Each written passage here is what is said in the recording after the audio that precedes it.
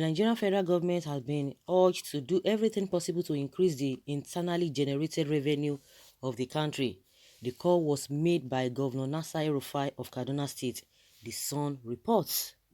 El-Rufai consequently urged the federal government should compel every Nigerian adult to pay taxes.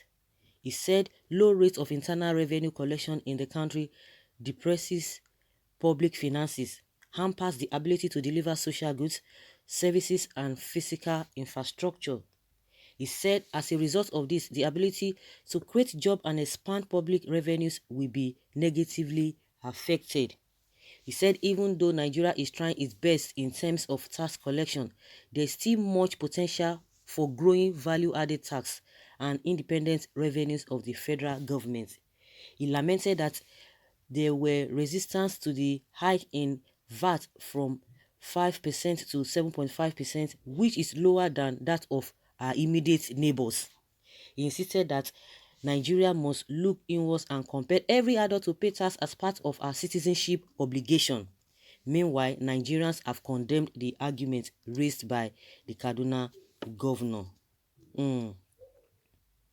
Well, according to Ismail Hashim Saliu, he said this is highly level of stupidity and inhumanity. Can you imagine if this heartless become a president? Inshallah, after your tenure expiration, you will never hold any political office anymore.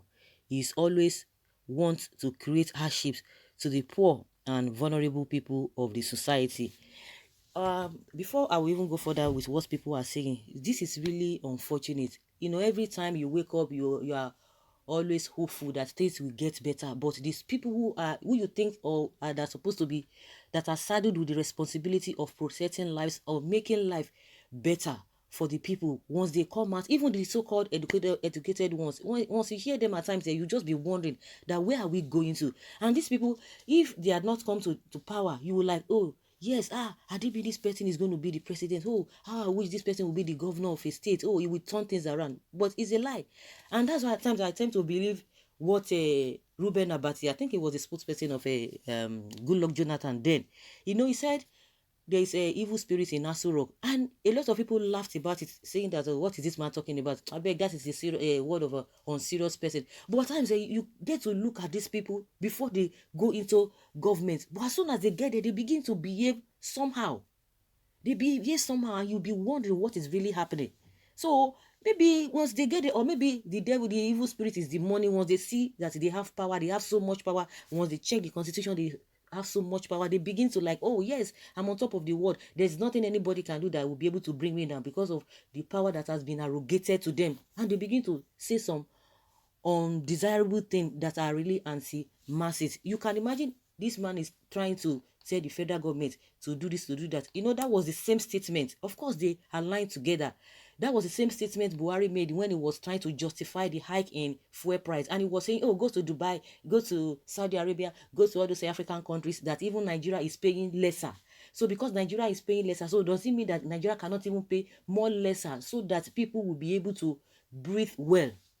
And Buhari was justifying that because other people are doing it. And, the reference he made concerning Saudi Arabia, people will now say, okay, go and check what is on ground. You are talking about this. Even if Nigeria is going to be paying higher than every other country, the money they are going to be getting, are they going to use it for the benefit of the people? No, they don't have plans. You can imagine El-Rufai telling Buhari to make sure that adults pay taxes more because they want more money. They want the IGR to be more, to be higher. But once you get the IGR, what do they do with it? It is all about funding their lifestyles.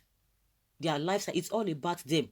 And majority of them, in as much they always claim that I was rich before. Some of them even claim that even before they were conceived in their mother's womb, that they were trillionaires, they were billionaires, as the case may be. So this idea of people saying that once they get into office, that is when they get richer. But no matter what they talk, we know what is happening. But no matter how somebody can really be poor before you come into office, but as you are going out, you must have been 3 times richer because of the way system has been orchestrated for them to benefit, irrespective of maybe them putting their hands into the cookie jar. But what has been stipulated for them as salaries and remunerations is enough for them to be richer in life.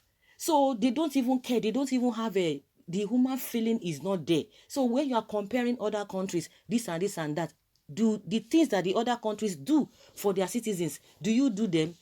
We see all our pensioners, they are not being paid as at when they see what they arrogate to themselves as a just somebody who just served for 4 years, at maximum 8 years, and you want to get pension for life. And we are not even talking about a peanuts being paid to them. We are talking about maybe 1,000% of what they ought to do. But in the first place, what do they do? At the end of the day, once you see how they have governed in the first place, there's nothing to write home about. Everything is still in shambles. So you are talking about obligation. The elderly ones are supposed to be well treated. People who have worked 35 years, at the end of the day, they don't even get their pension. What do they even get even when they were serving? It is nothing. Even that peanut you pay them, you don't even do anything. You don't even pay them as at when they retire. And now you are saying that it is the obligation, but you are not going to talk about the obligation of the masses or the obligation of the government, because they are supposed to take care of the people. They don't care. You can imagine a video that surfaced yesterday. The managing director that is in charge of commodity and exchange and what have you, they were asking her, she wanted to come and defend the budget she brought. She doesn't even know the prices of commodities in the market, and they were asking her, but you are supposed to be a professional in this job. She was just blabbing, because they don't even know what is happening. They will tell you that Nigerians should not be talking about hunger because we have a surplus of food. And where are they? All the thing that they arrogate to themselves that they have done, they are just audio promises and audio, what will I put it? Audio, I don't even know, it escaped my mind. So at the end of the day, all of those things they pride themselves that they have done for the citizens, we don't get to see them.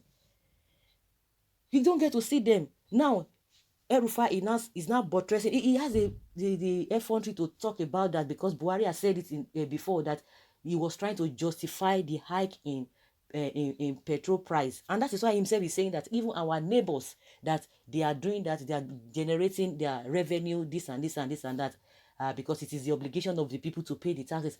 Do you know a lot of people are paying taxes in this country, and yet they can't see within their environment that yes, we are paying taxes. These are the taxes that we are paying, that the government is now using to do infrastructure, to do all manner of things. They will never cater for unemployed people. Forget all this 5,000 naira they say they will. Who are the people they are even giving it to? They are not even giving it to anybody. Just arrange few individuals. They just give them all these peanuts, and then they will not bring it to the national whatever that they have done XYZ.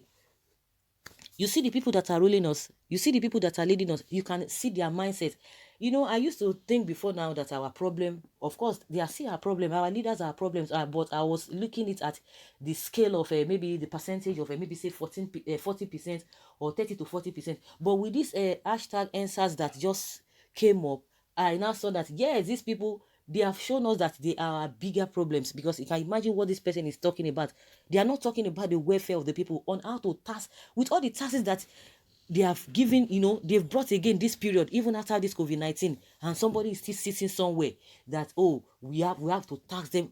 Till when? There's no job, there's no employment, there's nothing. See, they are talking about hoodlums. What causes hoodlums? When the people are not fully employed, they will go into any form of thing, but they are not still blaming themselves. They are still blaming the people that you don't have the job, you don't have anything. Then you still have to behave yourself. Even if when you're hungry, you don't have to complain. He's unfortunate, really, really unfortunate with the statement made by El-Rufai. Okay, someone says here that El-Rufai is the devil himself. If not, with all the pain Nigerians are going through, nothing is working. You are still talking of more taxation. Anyway, he should send his children to collect the tax from street to street. God will judge you. So guys, let's have your own take in the comment section. Thank you.